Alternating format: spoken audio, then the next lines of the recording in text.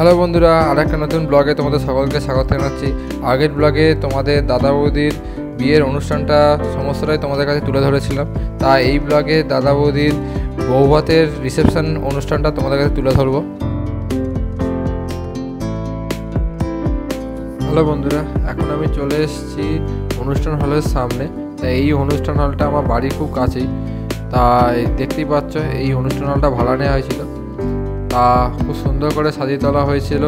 গেটটা বাড়িটাতে লাইটিং দিয়ে খুব সুন্দর করে সাজিয়ে তোলা হয়েছিল। তা দেখতেই পাচ্ছ গেটের উপর লেখা আছে সুরজিৎ উইথ সঙ্গীতা। এবার ভেতরের দিকে যাওয়া যাক, ভেতরটা তোমাদের দেখাই।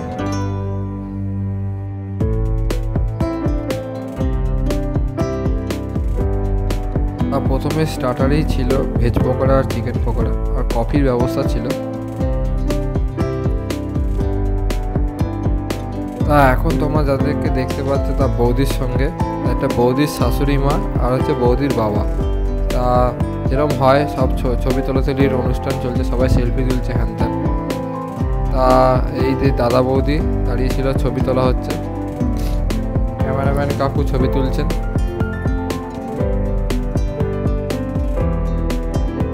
তা খাবারের জায়গাটা দেখে নাও, খুব ভালো করেই ব্যাপারটা পরিষ্কার পরিচ্ছন্ন ছিল, ভালো করেই ব্যবস্থা করা হয়েছিল।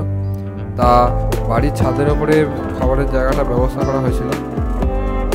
তা মেনুতে কী কী ছিল তোমরা ভিডিওতে পজ করে দেখে নাও, আমি দেখিয়ে দিয়েছি আর আমিও খেতে বসে পড়েছি। চলো পরপর সব দেখাচ্ছি।